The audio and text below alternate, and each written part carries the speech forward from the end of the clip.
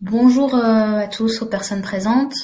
Les gens vont commencer à se connecter petit à petit. En attendant, on va présenter un petit peu le contexte de ce webinaire qui est le 4e épisode d'une série pour voilà, vous apporter des éléments pour construire votre projet innovant.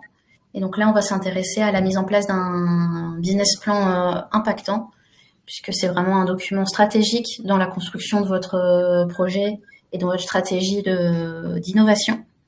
Donc, ce que je vous propose, c'est qu'on se présente rapidement chacun des intervenants, et puis on y va. Donc, Mathieu, je te laisse te présenter. Ouais, merci Adélie. Bonjour à tous. Donc, Mathieu, je suis chargé de projet chez Offrance Innovation Développement. Et donc, j'aide plus particulièrement les startups, mais aussi les entreprises plus matures sur les sujets d'innovation, de performance industrielle. Et dans le cadre de cette mission, je suis aussi amené à orienter, à accompagner les entreprises dans leur recherche de financement. Et auparavant, je travaillais dans une structure d'accompagnement et de prêt d'honneur où j'étais amené notamment à étudier et sélectionner un certain nombre de BP. Rapidement, donc moi je suis Adélie Béag et je suis chargée de projet Europe Recherche Innovation. Et donc mes missions principales, c'est de faciliter les liens entre la recherche et le monde de l'entreprise, et avec un but principal, c'est de faciliter l'innovation, d'inciter et de dynamiser le tissu innovant en Hauts-de-France. Voilà, à travers des webinaires comme celui-ci notamment.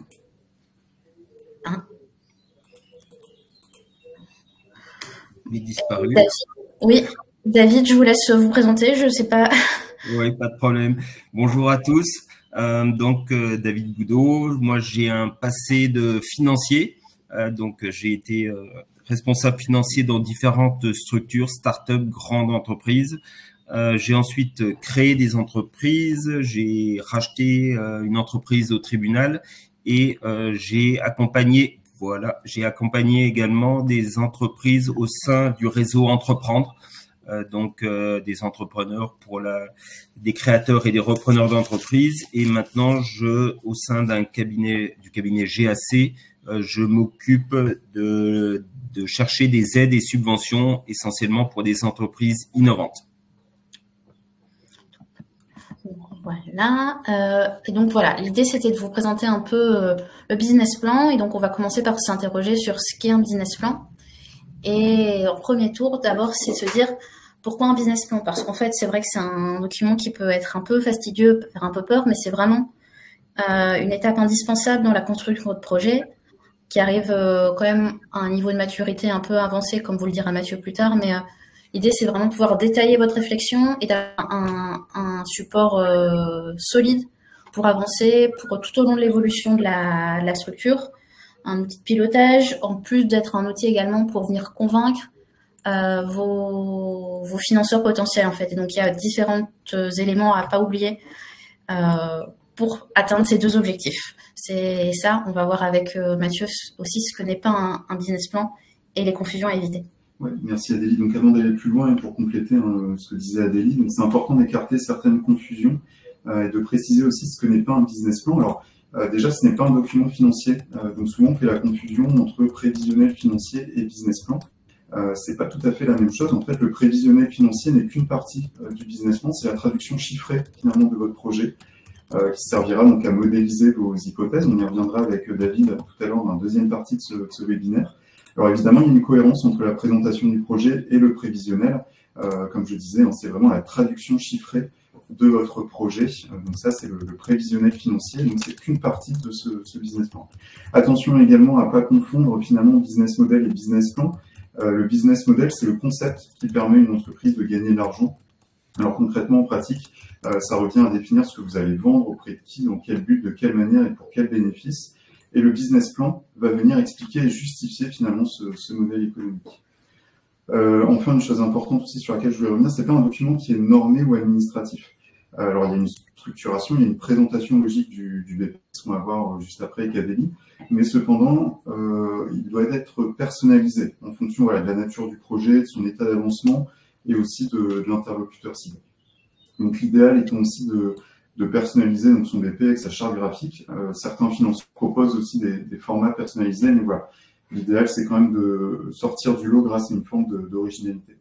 Alors, des business plans pour qui cette question suppose aussi qu'il y a plusieurs versions du BP qui devraient être adaptées aussi en fonction de l'interlocuteur cible. Alors, attention à ne pas dévoyer le projet en écrivant ce que votre interlocuteur a envie d'entendre, hein, c'est pas l'objet de mes propos, mais voilà, il faut rester cohérent par rapport à votre vision du projet, mais aussi savoir plus ou moins c'est quoi la sensibilité finalement de l'interlocuteur. Il y a certains aspects du projet sur lesquels il faudra pouvoir appuyer plus fortement en fonction de l'interlocuteur.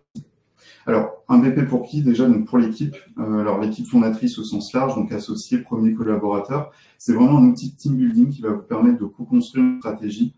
C'est une démarche qui va permettre d'embarquer l'ensemble de l'équipe dans l'aventure. Et c'est d'autant plus important que la réussite du projet, elle passe par cette capacité à fédérer quelque part ce premier noyau de collaborateurs autour du projet. Pour les investisseurs, donc lui, un investisseur, il a la culture financière, mais bien souvent, il ne maîtrise pas les aspects techniques ou scientifiques de votre projet. Il y a donc un travail de vulgarisation qui est essentiel pour que votre proposition de valeur, elle soit vraiment claire pour votre interlocuteur. Donc, proposition de valeur, pour rappel, hein, c'est vraiment la promesse qui présente les bénéfices de votre offre. Ça doit être quelque chose qui doit être clair, donc compréhensible, ça doit être spécifique, hein, ça doit être résoudre un problème bien particulier. Et ça doit être unique, ça doit se différencier aussi par rapport à la concurrence. Alors, très rapidement, là-dessus également, sur cette partie investisseur, donc il y a plusieurs types d'investisseurs et chacun auront un peu leur angle de lecture qui sera différent. On a des financeurs publics, donc ça regroupe notamment tout ce qui est subvention, appel à projet, AMI, et eux, derrière, leur objectif, c'est aussi de contribuer au développement du territoire. Donc, ils vont être sensibles à la création d'emplois, ils vont être sensibles aux partenariats locaux que vous allez pouvoir tisser, à la dimension RSE, on parle de plus en plus d'éco-conditionnalité de certaines aides, vigilance par rapport à ça. Et ce que je vous conseille, c'est en tout cas de bien lire le cahier des charges, notamment quand vous répondez à un appel à projet, lire ce cahier des charges en détail pour vraiment avoir en tête ces critères de sélection. Vous avez ensuite donc, les banques, hein, donc eux vont être attentifs à votre niveau de fonds propres, ils vont être attentifs à certains ratios financiers. Le métier de banquier, c'est le métier de gestionnaire de risque. Donc, il faut pouvoir démontrer que l'entreprise, elle sera suffisamment rentable pour rembourser le capital et prêter, rembourser le capital prêté et verser les intérêts. Et vous avez ensuite les investisseurs en equity, donc tout ce qui est BA, VC, Family Office. Eux, ce qui va les intéresser, c'est la valeur finalement que vous allez générer et pouvoir partager par la suite de manière un peu caricaturale, mais leur objectif, c'est de rentrer quelque part à la meilleure valorisation et de faire la meilleure plus-value aussi lors de l'exit. Et ensuite, certains partenaires, donc fournisseurs, partenaires techniques, peuvent également demander un BP avant de s'engager avec vous dans une collaboration. Alors là, évidemment, les informations divulguées doivent être filtrées. Alors, 3 règles d'or hein, au niveau du BP. Donc là, on est plutôt sur la forme. Donc tout d'abord, synthétiser. Il faut vraiment aller à l'essentiel. Il faut se dire que votre interlocuteur aura probablement un nombre assez conséquent de BP à lire. Il faut donc à la fois réussir à capter l'attention, mais pas non plus noyer dans une foule de détails inutiles. Il faut vraiment être percutant. L'erreur classique, c'est vraiment l'entrepreneur qui s'épanche peut-être un peu trop largement sur le volet technique dans le BP, alors qu'il s'adresse par exemple à un financeur. Ce qui est important pour le financeur, c'est de se faire une idée de la problématique à laquelle vous répondez, l'état de l'art existant, le niveau d'avancement de votre solution et les verrous qu'il reste à lever et les avantages concurrentiels également. Pour le reste, votre CV, les personnes dont vous êtes entouré, c'est ce qui va permettre de le rassurer sur la maîtrise des éléments techniques. Il faut aussi vulgariser, donc se mettre à la place du lecteur. Un manque de vulgarisation, ça risque de rendre votre proposition de valeur complètement incompréhensible et s'il y a un doute sur la pertinence de votre offre, malheureusement, l'interlocuteur, le financier n'ira pas beaucoup plus loin il s'arrêtera dans l'analyse du risque. Et illustrer donc via des schémas, des photos, des graphiques, tout ce qui va faciliter quelque part la transmission d'informations. Donc, 2 règles, donc rêver et rassurer. Donc l'idée, c'est de pouvoir à la fois donner envie aux financeurs de vous accompagner dans cette aventure, de montrer qu'il y a un réel potentiel derrière le projet et en même temps de le rassurer et de faire en sorte que vous ayez des hypothèses qui ne soient pas non plus complètement aberrantes, complètement incohérentes. On y reviendra dans la partie sur le prévisionnel avec David. Donc, juste un petit point aussi sur quand faire le business plan. Attention aussi à pas engager ce travail de formalisation trop tardivement. C'est un document qui va prendre du temps à produire, on y reviendra, qui doit être soigné. C'est quelque chose qui doit être vendeur également. Donc il y a du temps effectivement à y consacrer. Cependant, il faut quand même qu'il y ait quelques prérequis avant de s'engager dans ce travail de formalisation. Il faut avoir validé effectivement le projet avec ses associés, hein, ça c'est évident. Et il faut que son modèle économique soit à minima formalisé. C'est un document dans tous les cas qui a vocation à être mis en avant assez régulièrement, mis à jour régulièrement. Voilà donc sur la forme. Alors maintenant, je vais laisser la parole aussi donc à Adélie et on va rentrer un peu plus en détail sur le contenu du business plan. Voilà, donc comme on a vu, il y a beaucoup de choses à mettre qui peuvent être adaptées et tout ça, mais globalement, voilà, il y a ces choses-là. Il y a le résumé exécutif qui est vraiment quelque chose de vraiment important qui va permettre de formaliser en quelques lignes votre exercice, qui va permettre de donner aussi envie à la cible d'aller lire et creuser le business plan dans son ensemble. Il y a donc voilà, la présentation d'entreprise qui va permettre de venir illustrer, démontrer que vous êtes en capacité de monter le projet, les compétences internes, si vous êtes une création de start-up, pourquoi la création de start-up, l'équipe fondatrice, les compétences en interne. Si vous êtes une entreprise existante avec un nouveau projet, forcément, il va falloir expliquer le marché que vous maîtrisez, sur lequel vous évoluez, la santé de l'entreprise. Ensuite, vraiment décrire votre projet. Donc, il y a beaucoup de choses à mettre qui vont varier aussi en fonction de votre projet. Si c'est ouverture d'une boutique, ça va pas être la même chose que si vous voulez développer un produit innovant.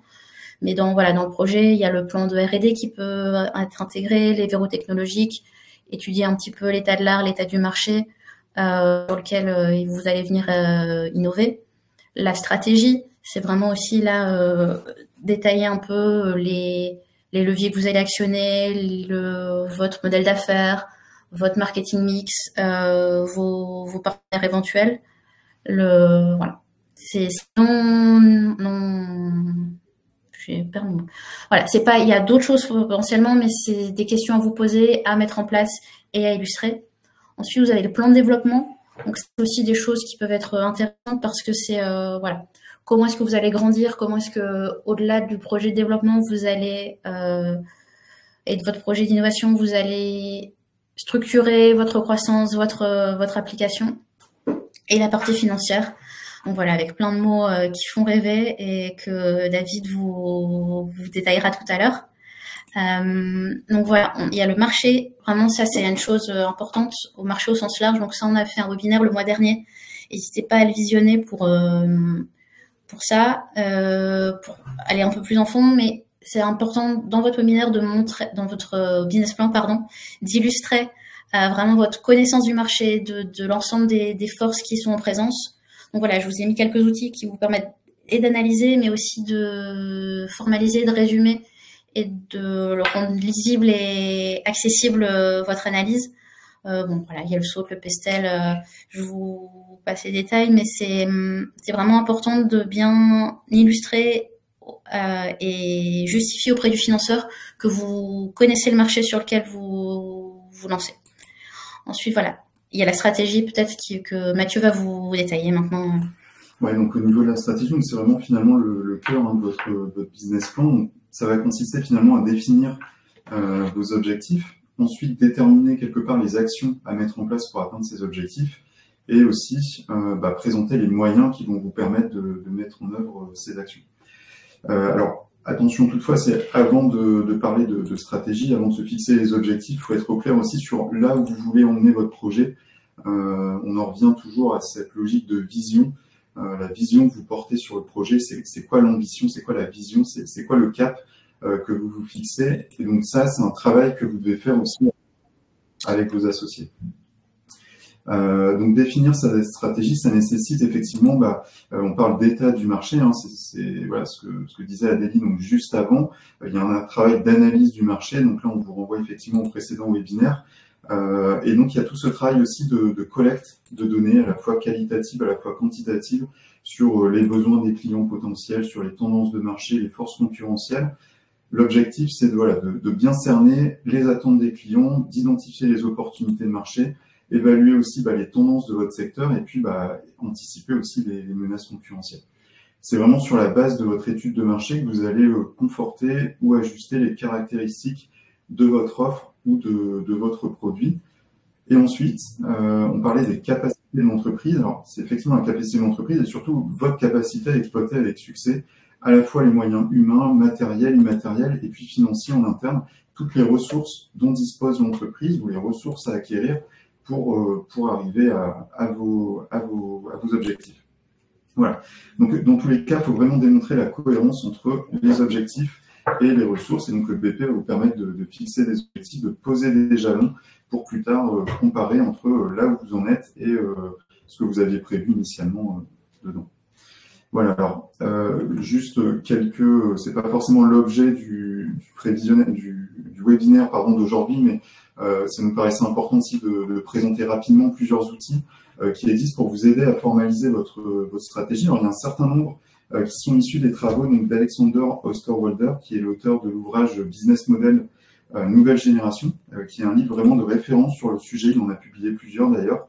Et il a développé un certain nombre d'outils, dont le Business Model Canva. Alors, c'est une matrice en 9 blocs qui va vous aider à construire ou affiner votre modèle économique. C'est une trame qui est libre, en libre accès. Vous pourrez la trouver très facilement en ligne. C'est vraiment conçu pour être un outil de co-construction. Voilà, on parlait tout à l'heure de team building. Bien là, en fait, quand vous en êtes aux premières étapes de votre stratégie, ça peut être le premier document sur lequel vous pouvez vous pencher. On a aussi le Canva de proposition de valeur qui là va permettre de confronter sa proposition de valeur, donc la promesse que l'on fait à ses clients avec justement le segment de client, le profil des clients cibles. Ensuite, on a la fameuse matrice de positionnement qui se présente sous la forme d'un graphique à 2 axes. Vous allez pouvoir déterminer 2 critères principaux et puis positionner votre offre par rapport à celle de vos concurrents. Donc, ça peut être des critères liés au prix, par exemple, plutôt faible, élevé, par rapport au suivi client. Est-ce qu'on a des clients plutôt autonomes ou est-ce qu'il faut plutôt un suivi personnalisé au type de client, grand public, plutôt marché niche, etc. Voilà, donc c'est des docs qui peuvent être mis en annexe. L'idée, c'est pas alourdir non plus le business plan, c'est plutôt des outils à utiliser donc en amont pour vraiment bien formaliser votre concept, mais c'est des outils qui sont parfaits pour illustrer aussi, et vous pouvez tout à fait les annexer à votre business plan. Ensuite, il y a plutôt des outils qui sont plutôt axés sur la présentation du développement technique du projet, et là je vais laisser Adélie vous en présenter quelques-uns. Ouais, donc voilà, là c'est surtout dans un projet d'innovation où il y avait des travaux de R&D, c'est important de pouvoir vous positionner par rapport à ce qui existe. Donc on avait pu faire un webinaire dédié à l'état de l'art. Donc n'hésitez pas à le visionner également. Mais là, l'idée, c'est de vous donner quelques outils pour illustrer et votre positionnement technique vis-à-vis de l'existant, mais aussi bien montrer aux financeurs et également à vous de bien jalonner vos développements, d'identifier les difficultés à venir, les éléments qui vont vous dire malheureusement, là, on arrive à une impasse. Qu'est-ce qu'on fait? Est-ce qu'on a un plan B? Est-ce que on abandonne le projet, ce qui est regrettable? Mais de vraiment se donner des éléments de décision et de bien structurer le projet. Parce que c'est vrai que dans la R&D, c'est vraiment important de se fixer des objectifs et des éléments de décision tout au long du projet. Mais également, pour le financeur, c'est les dépenses prévues. C'est-à-dire que aussi, et le temps, et les investissements, et les consommables, de pas voir s'envoler les dépenses.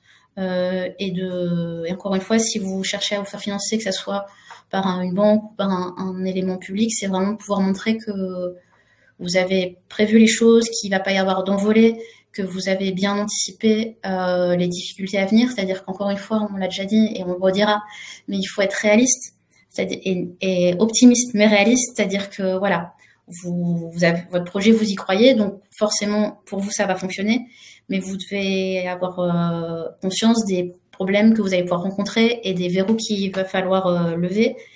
Donc voilà, c'est pour ça qu'il y a des tableaux à mettre en place, l'analyse fonctionnelle, le Gantt, pour bien se positionner sur l'avancée du projet et vérifier que tout roule presque comme prévu.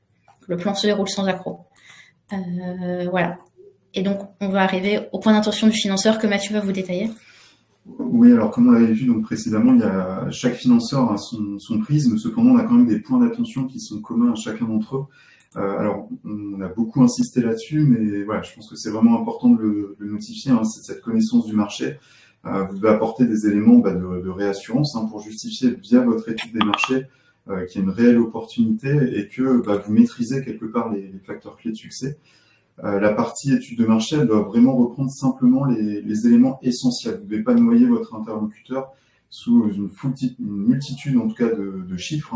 On voit trop souvent des études de marché qui sont des copier-coller d'articles en ligne. Voilà, c'est à vous vraiment de synthétiser cette information-là pour la rendre compréhensible à un interlocuteur qui n'est pas forcément spécialisé sur ce marché-là en particulier.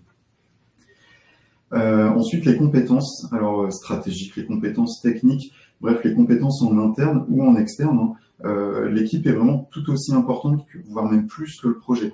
Avant de miser sur un projet, on mise avant tout sur des hommes. Et d'ailleurs, ne pas hésiter aussi à présenter votre board scientifique ou stratégique, toutes les personnes qui vous entourent et qui apportent un appui et qui viennent légitimer aussi éventuellement la pertinence technique de votre solution. L'objectif, c'est vraiment de bien démontrer l'adéquation homme-projet et, chose importante, quand vous êtes plusieurs associés, c'est à la fois une force, mais c'est aussi un point de vigilance. Il faut pouvoir démontrer votre complémentarité à la fois sur la vision que vous portez pour le projet, mais aussi sur le rôle de chacun. Il faut que l'on comprenne concrètement qui fait quoi dans votre projet. Et puis la cohérence de la stratégie. Finalement, quand vous présentez votre stratégie, ça va être la démonstration qu'il y a effectivement une vision commune, partagée, et puis des objectifs. Alors là, bon, ça paraît assez évident, mais les objectifs, on a tous en tête, c'est des objectifs qui doivent être SMART, donc spécifiques, mesurables, atteignables, réalistes, et puis timés dans le temps. Et il faut que vous puissiez aussi expliquer votre plan d'action et que ce soit cohérent aussi par rapport aux moyens que vous êtes en mesure de mobiliser. Et la partie financement, alors c'est ce qu'on verra ensuite avec David, mais il faut pouvoir démontrer que vous avez une visibilité sur votre parcours de financement, que vous avez identifié les prochains relais de financement.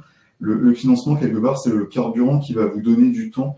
Il n'y a aucun intérêt pour un financeur de vous emmener à mi-chemin si vous n'avez pas la possibilité finalement d'aller au terme de l'aventure.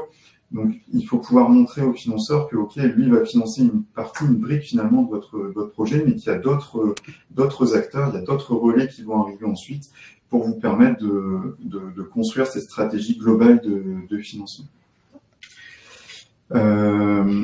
Voilà donc ce que je pouvais vous dire là-dessus. Et puis maintenant, je pense que ça fait une transition parfaite pour laisser la parole à David, qui va vous parler un petit peu plus en détail du prévisionnel financier. Voilà, David, je te laisse la parole. Merci Mathieu.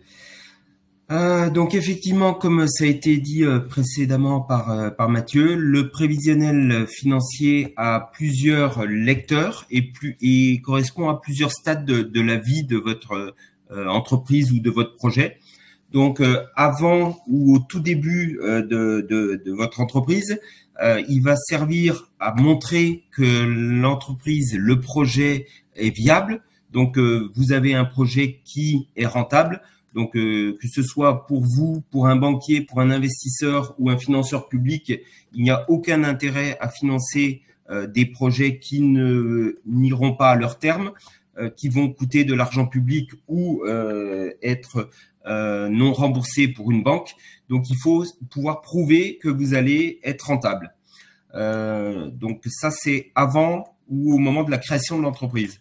Ensuite, pour aller solliciter des financements, donc que ce soit principalement les banques, mais aussi les financeurs publics, que ce soit les régions, que ce soit BPI, vous allez devoir prouver à vos interlocuteurs que vous avez bien identifié à la fois vos besoins, vos ressources et que vous allez maîtriser votre développement. Après, une fois que l'entreprise sera lancée, cet outil, il doit vivre. Donc, comme il a été dit précédemment, il faut actualiser régulièrement vos prévisionnels. Donc, le prévisionnel sert également à comparer ce que vous aviez prévu, donc les budgets, avec ce qui est réellement fait par l'entreprise. Donc, vous allez devoir pouvoir expliquer à vos interlocuteurs, donc publics. Quand on sollicite des subventions, on doit donner des comptes après l'obtention de ces subventions pour percevoir les soldes. De la même manière, vous allez devoir commenter à vos banquiers le bilan une fois qu'il est sorti, et vous allez devoir expliquer les écarts. Donc, s'il n'y a pas d'écart, tant mieux, c'est que le budget et le prévisionnel a été bien fait. Mais s'il y a des écarts, et c'est dans la majorité des cas, il faut être à même de les expliquer dans un sens ou dans un autre. Ces prévisionnels financiers, ils servent aussi à établir différents scénarios, et vous allez pouvoir modéliser les conséquences financières de tel ou tel investissement, de telle ou telle ouverture d'une nouvelle activité, d'un nouveau point de vente, de création de filiales, etc. Donc cet outil, il doit vous éclairer aussi pour prendre vos décisions structurantes pour l'entreprise et pour planifier son futur en fonction de ces différents projets. Donc, quelques rappels et points d'attention. Le montant des fonds propres. Donc, les fonds propres, je vous le rappelle, c'est vos apports, donc le capital, qui peut être amené, bien sûr, à évoluer au cours de l'entreprise et surtout à croître grâce à des apports, les vôtres ou des nouveaux associés, ainsi que les comptes courants. Et puis, vient s'ajouter, bien sûr, le résultat dedans. Donc, le niveau suffisant de fonds propres, c'est très important parce qu'il faut à la fois montrer que vous avez les moyens correspondant à vos ambitions. Il est hors de question d'aller présenter à un banquier ou un financeur public un projet qui nécessite 1 million d'euros d'investissement si vous apportez 5 000 euros de capital. Vous allez perdre votre temps et vous allez faire perdre du temps à vos interlocuteurs. Donc, il faut à la fois montrer que vous avez les moyens qui correspondent à ces ambitions, alors ce soit les vôtres ou ceux que vous allez solliciter, et en même temps, vous prouvez votre implication en apportant des montants qui soient correspondants à ce que vous allez rechercher. Ça, on le verra par la suite. La trésorerie, c'est le nerf de la guerre, comme l'a dit Mathieu, c'est le carburant du moteur de l'entreprise. Donc, la trésorerie suffisante pour rassurer surtout le banquier. C'est-à-dire que la trésorerie doit vous permettre d'engager les investissements que vous avez présentés dans votre business plan. Ça doit vous permettre de faire vivre l'entreprise au quotidien, c'est-à-dire que vous devez être capable de pouvoir payer vos salariés à la fin du mois, de payer les stocks et d'avancer l'argent que les clients vont toujours traîner à vous payer. Donc, c'est ce qu'on appelle le BFR, le besoin en fonds de roulement. Donc, ça, c'est le quotidien. Et ce qui va rassurer le banquier, c'est que la trésorerie, elle soit pas à l'euro près, mais que vous soyez capable de faire face à des aléas. Et le banquier a toujours une vision très pessimiste des choses. Donc, c'est important d'avoir une trésorerie qui permette de faire face à des événements qui auraient été imprévus, type Covid, même si on espère que ça ne se représentera pas, ou la hausse des coûts de l'énergie suite à l'invasion de l'Ukraine.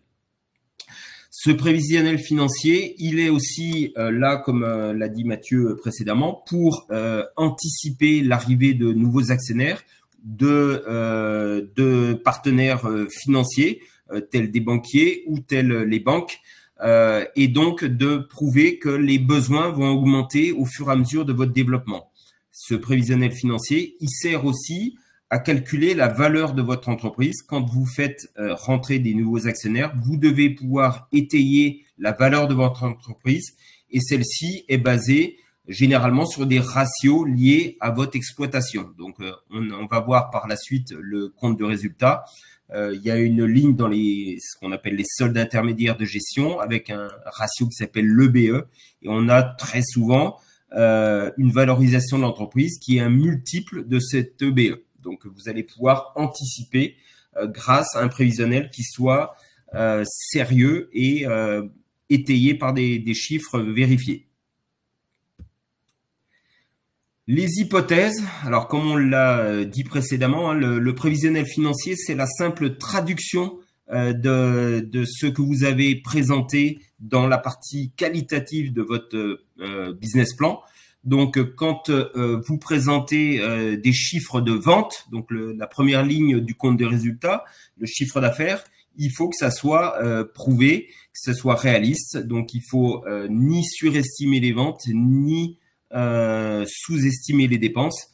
Donc, il faut absolument des comptes de résultats, des ventes et des charges qui soient réalistes. Donc, même si il faut faire rêver notamment les investisseurs, les financeurs publics, BPI, les régions et les banquiers veulent des chiffres qui soient plutôt bas, pessimistes et avoir une bonne surprise que le contraire. Donc, soyez réalistes. Il faut pouvoir prouver la véracité de ces chiffres. Donc, encore une fois, le prévisionnel financier n'est que la traduction de la partie qualitative. On a vu que vous devez présenter votre marché, on a vu que vous devez présenter vos clients et le prévisionnel financier n'est que la traduction d'un nombre d'unités vendues par le prix de vente que vous avez présenté précédemment.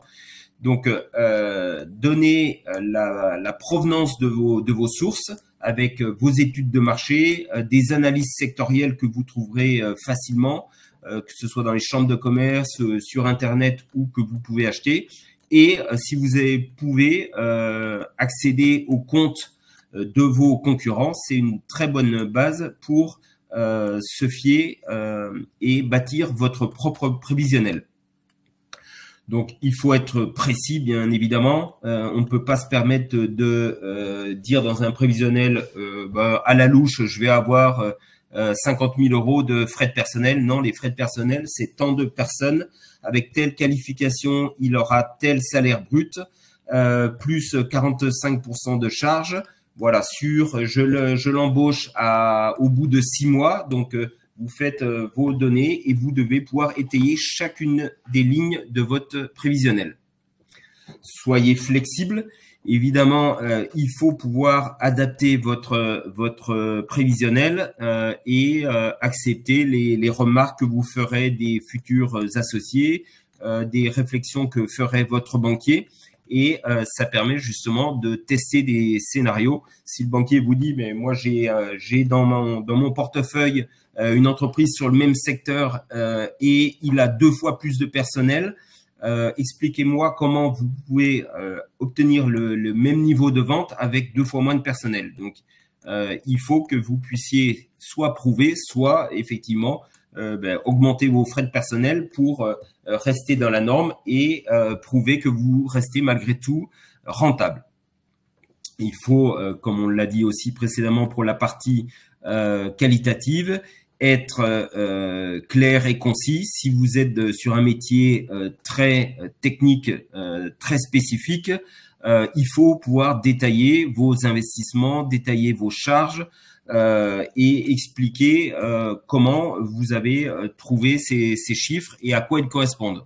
Il ne faut pas mettre de données scientifiques dans un prévisionnel. Il faut que ça soit compréhensible par un banquier, compréhensible par un financeur public. Quand vous déposez un dossier chez BPI, même s'il y a énormément de compétences techniques chez BPI, vous avez affaire quand même à des généralistes et il faut que votre prévisionnel financier soit compréhensible par chacun de vos interlocuteurs. On va rentrer dans la partie plus technique et plus comptable. Donc, n'hésitez pas à poser dans le chat des questions si vous avez des points très précis sur les documents que je vais vous présenter par la suite. J'y répondrai avec plaisir. Mais là, je vais vous montrer les 3 documents de base d'un prévisionnel financier. Donc, le compte de résultat. Le compte de résultat, ça répertorie vos dépenses et vos rentrées, donc produits et charges, et ça doit montrer la rentabilité d'un projet. Donc, on verra en conclusion, je vous donnerai quelques sources pour avoir des matrices, des templates de documents financiers. Je me suis basé sur ceux-ci qui ont le mérite d'être une référence. C'est les tableaux de BPI, donc qui servent à la fois pour solliciter des aides de BPI France, les aides du plan France 2030, mais ça sert aussi pour l'ADEME et pour les régions. Et c'est un document que les banquiers ont l'habitude de consulter, puisque quand ils sollicitent par exemple la garantie de BPI, l'avantage d'avoir un compte de résultat ou des tableaux financiers émanant de BPI, c'est que vous allez gagner en temps et en efficacité. Donc, ces comptes de résultats de BPI, j'ai mis quelques points d'attention à gauche. Ne pas abuser de la production immobilisée. Donc, je ne sais pas si tout le monde sait ce que c'est, mais ça correspond à quelque chose qui est très courant pour les entreprises innovantes. Et malheureusement, il y a eu un peu trop d'abus. C'est-à-dire que la production immobilisée, ça vous permet d'immobiliser de la R&D et spécifiquement que du développement. Donc, c'est quelque chose sur lequel les services fiscaux sont très vigilants. Donc, ne tendez pas le bâton pour vous faire battre et risquer un contrôle fiscal ou, si vous déclarez du CIR, avoir un contrôle de votre CIR. De la même manière, quand vous demandez des aides publiques, que ce soit la région ou BPI, le fait de mettre de la production immobilisée va tout de suite être un warning auprès des financeurs. Alors pourquoi? Parce que ça permet en fait de diminuer les charges pour les passer en immobilisation. Donc vous générez artificiellement du résultat. Alors je dis pas que c'est illégal, hein. C'est pas du tout illégal. Simplement il faut être vigilant sur ça. Donc pour les entreprises innovantes, à ne pas faire comme je le vois malheureusement trop souvent. Vous avez un compte de résultat où on voit un résultat positif. Si on rentre dans le détail, c'est pas l'exploitation de l'entreprise qui génère du résultat, mais le résultat est généré exclusivement grâce à la production immobilisée. Ça se voit comme le nez au milieu de la figure. Donc, faites attention à ça. Le deuxième point qui est un point très important dans le contexte actuel, c'est des résultats positifs. Bon, à part des entreprises très innovantes et notamment, il y a un cas très particulier, un secteur d'activité qui est très particulier, qui est celui des biotechnologies, où avant de développer une molécule, un médicament, il va se passer des années et des années, et donc on va avoir que des charges pendant 10 ans avant d'avoir du résultat et tout. Sinon, maintenant, il faut absolument être rentable. Donc là, dans l'exemple que je vous ai mis, c'est un dossier que j'ai présenté le mois dernier sur un dispositif France 2030. On a la première année où on est effectivement en négatif, mais par la suite, on est avec un résultat positif. Il faut savoir que le secteur financier, donc les levées de fonds, est en crise depuis 2021-22, donc déjà au moment du Covid, et ça a été renforcé par l'invasion de l'Ukraine. On a à peu près 50% de baisse des investissements en capital risque en France et dans le monde. Donc l'époque bénie où n'importe quel créateur arrivait avec un business plan de start-up internet qui ne dégageait aucun résultat pendant 5 ans, mais qui montrait qu'il avait des dizaines et des dizaines de milliers d'inscrits sur sa plateforme. C'est fini, ça ne marche plus. Donc, il faut montrer que vous êtes rentable. Donc, ça peut passer par soit aller chercher du chiffre d'affaires plus rapidement ou être très contenu en termes de charges, notamment en termes de charges de personnel, mais il faut absolument dégager de la rentabilité. Alors, de la rentabilité, il en faut, mais ni trop, ni trop peu. Pourquoi trop peu? Si vous n'êtes pas rentable, pourquoi un investisseur viendrait dans votre entreprise? Si vous êtes juste au-dessus de 0, le banquier va dire de toute façon il est trop optimiste, donc il va faire des pertes, donc je ne vais pas lui prêter. Donc il faut être rentable, mais si vous dégagez une trop grosse rentabilité, l'investisseur public notamment ne viendra pas, parce qu'il y a une règle qui s'appelle l'incitativité de l'aide. C'est on n'aide pas les entreprises en difficulté, ça n'existe pas, mais en revanche on aide les entreprises qui en ont besoin. C'est-à-dire que moi j'ai vu des dossiers où des entreprises dégageaient 20% de résultats nets et le financeur, en l'occurrence la région, a dit vous n'avez pas besoin de notre aide, on préfère aider les entreprises qui en ont besoin. Le deuxième document, c'est le plan de financement. Donc le plan de financement, ça encore traduit ce qui a été vu dans la partie qualitative, où vous avez listé tout ce dont vous avez besoin.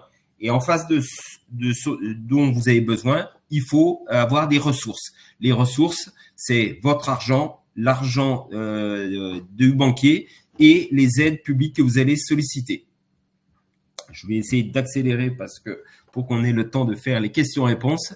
Donc, voici le plan de financement BPI, encore une fois, qui répertorie à la fois les investissements, le besoin en fonds de roulement. Donc, toujours, on y revient à la trésorerie, c'est prévoir vos stocks, prévoir le décalage que vous allez avoir dans le règlement de vos clients, tandis que vous allez devoir payer rubis sur l'ongle vos fournisseurs, notamment quand vous débutez.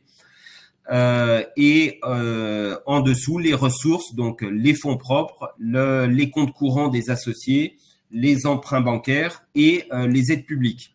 Donc, quelques points d'attention. Attention aux dividendes. Donc, pour une entreprise qui existe depuis 10-15 ans, se verser des dividendes, c'est tout à fait normal. C'est normal que l'actionnaire ait une rémunération des risques qu'il a pris au début. Quand vous êtes en jeune entreprise, que vous sollicitez des aides publiques ou un prêt bancaire, mais surtout les aides publiques, ne versez pas de dividendes, versez-vous plutôt des salaires. BPI et l'État détestent aider et avoir l'impression qu'il donne de l'argent pour que l'actionnaire le mette dans sa poche. On privilégie plutôt les salaires que les dividendes. Les ratios, donc les ratios apport d'aide, dette, aide, très important. Le ratio pour l'État et les financeurs publics, c'est 1 pour 1. On vous prête 1 euro si vous apportez 1 euro. Pourquoi? Ça montre à la fois votre implication et ça évite les abus qu'il y a pu y avoir dans les années tapis. Hein, c'est repassé sur Netflix où ils rachetaient une entreprise avec 1 franc symbolique et ils sollicitaient l'État à hauteur d'1 million. Ça, c'est fini. Donc, vous voulez 100 000 euros d'aide de la région de BPI, vous devez être capable d'amener 100 000 euros de votre côté. Et le banquier, lui, il a aussi des ratios. Les ratios, c'est en général entre 1 et 5, c'est-à-dire que notamment pour des secteurs où il y a des forts investissements, c'est normal de solliciter beaucoup une banque. Quand vous créez un restaurant qui a un fonds de commerce, un pas de porte ou de l'immobilier, c'est normal que vous n'apportiez pas 50%, mais 20% c'est le minimum. Et le ratio classique pour les banques, ça va être 1 à 2 ou 3 maximum. Et donc l'aide publique, on l'a vu, 1 pour 1. Donc là, dans l'exemple que vous avez 2 millions d'apports en capital et compte courant. Vous avez 1 million de dettes bancaires et 630 000 euros d'aide publique envisagée. Donc, vous avez un ratio qui est tout à fait dans la moyenne. La trésorerie, c'est comme le résultat, il en faut ni trop ni trop peu. Si vous avez trop peu, le banquier va être pessimiste et va dire ça passera pas parce que de toute façon, il faut raboter de 20% toutes les prévisions des créateurs. Si vous en avez trop, on vous aidera pas. Donc, il faut le juste milieu et surtout avoir anticipé et avoir une cohérence avec ce que vous avez énoncé dans la partie qualitative. Le dernier document, et je vais aller encore un peu plus vite, le plan de trésorerie. Donc, il faut avoir prévu en TTC, donc parce qu'il existe un impôt qui depuis une soixantaine d'années qui s'appelle la TVA, et si vous l'avez pas anticipé, le banquier et l'État vont vous le rappeler. Donc il faut anticiper que vous avez des encaissements, des décaissements tous les mois, et il faut prouver que vous restez au-dessus de zéro à tout moment de votre fonctionnement. Donc, bien penser à la saisonnalité de votre activité, prouver à vos banquiers et à BPI, puisque c'est encore une fois la matrice de BPI, que vous avez prévu cette saisonnalité. Il faut être bien sûr en cohérence avec le compte de résultat et avec le plan de financement, c'est-à-dire qu'il y a une ligne trésorerie dans le plan de financement, et on voit trop souvent des chiffres qui soient différents entre les trois documents financiers. Donc, il faut être cohérent à la fois avec votre partie qualitative et avec les différents documents financiers entre eux. Pour finir, donc, les différents modèles de documents financiers, vous les trouverez, les documents, les matrices BPI. Les chambres de commerce peuvent vous donner des templates aussi. Il y a les logiciels, donc les plus connus, c'est Sage et EBP, et des outils web que vous trouverez facilement, gratuits. Par exemple, un des plus connus, c'est Montpellier Business Plan, où vous avez le FISI qui se personnalise et que connaissent aussi très bien les banquiers.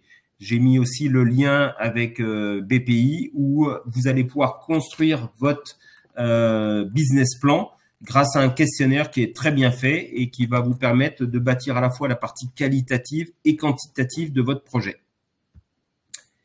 Et je laisse la parole à Adélie. On arrive à la synthèse du projet, de ce webinaire. Donc, pour vous rappeler, les objectifs d'un business plan, c'est de démontrer que vous connaissez le marché, que vous avez les compétences techniques et business pour mener à bien le projet. Vous pouvez également démontrer que vous savez externaliser avec les bonnes personnes. Enfin, on l'a pas dit, mais potentiellement faire aussi un appel à un prestataire extérieur, un chercheur, un partenaire technique de manière suivie ou par des prestations. Voilà. Ensuite, vous pouvez démontrer la qualité technique et financière et commerciale de votre projet, qu'il y a un marché, qu'il y a il y a une valeur ajoutée et que vous apportez quelque chose à l'utilisateur. Démontrer que votre projet est en adéquation avec le cahier des charges ou les valeurs du financeur.